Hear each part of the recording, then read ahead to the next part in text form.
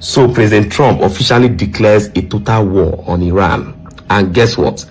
This is the most toughest and the most powerful statement you will listen to in this world. I don't think the statement Donald Trump made in this video will be ever repeated by any president again. And nobody has ever made such statements. In fact, some of the most important thing he said is that he told the Iranian people, prepare to take over your government. By the time we are done, you will have to take over your government. Secondly, he told the army and the police to lay down their arms or face certain, all of them. He said he's leaving Iran in rubbles. Listen to him. A short time ago, the United States military began major combat operations in Iran. Our objective is to defend the American people by eliminating imminent threats from the Iranian regime, a vicious group of very hard, terrible people. Its menacing activities directly endanger the United States, our troops, our bases overseas, and our allies throughout the world.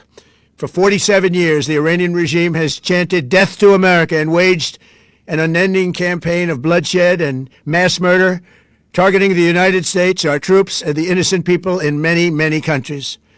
Among the regime's very first acts was to back a violent takeover of the U.S. Embassy in Tehran, holding dozens of American hostages for 444 days. In 1983, Iran's proxies carried out the Marine barracks bombing in Beirut that killed 241 American military personnel. In 2000, they knew and were probably involved with the attack on the USS Cole. Many died. Iranian forces killed and maimed hundreds of American service members in Iraq. The regime's proxies have continued to launch countless attacks against American forces stationed in the Middle East in recent years, as well as U.S. naval and commercial vessels in international shipping lanes. It's been mass terror, and we're not going to put up with it any longer. From Lebanon to Yemen and Syria to Iraq, the regime has armed, trained, and funded terrorist militias that have soaked the earth with blood and guts. And it was Iran's proxy, Hamas, that launched the monstrous October 7th attacks on Israel, slaughtering more than 1,000 innocent people, including 46 Americans, while taking 12 of our citizens hostage. It was brutal, something like the world has never seen before. Iran is the world's #1 state sponsor of terror, and just recently killed tens of thousands of its own citizens on the street as they protested. It has always been the policy of the United States, in particular my administration, that this terrorist regime can never have a nuclear weapon. I'll say it again, they can never have a nuclear weapon. That is why in Operation Midnight Hammer last June, we obliterated the regime's nuclear program at Fordow, Natanz, and Isfahan. After that attack, we warned them never to resume their malicious pursuit of nuclear weapons, and we sought repeatedly to make a deal. We tried. They wanted to do it. They didn't want to do it. Again, they wanted to do it. They didn't want to do it. They didn't know what was happening. They just wanted to practice evil. But Iran refused, just as it has for decades and decades. They rejected every opportunity to renounce their nuclear ambitions, and we can't take it anymore. Instead, they attempted to rebuild their nuclear program and to continue developing long-range missiles that can now threaten our very good friends and allies in Europe, our troops stationed overseas, and could soon reach the American homeland.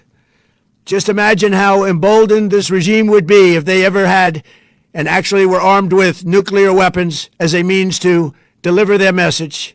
For these reasons, the United States military is undertaking a massive and ongoing operation to prevent this very wicked, radical dictatorship from threatening America and our core national security interests. We are going to destroy their missiles and raise their missile industry to the ground. It will be totally, again, obliterated. We are going to annihilate their Navy. We are going to ensure that the region's terrorist proxies can no longer destabilize the region or the world and attack our forces, and no longer use their IEDs or roadside bombs, as they are sometimes called, to so gravely wound and kill thousands and thousands of people, including many Americans. And we will ensure that Iran does not obtain a nuclear weapon. It's a very simple message.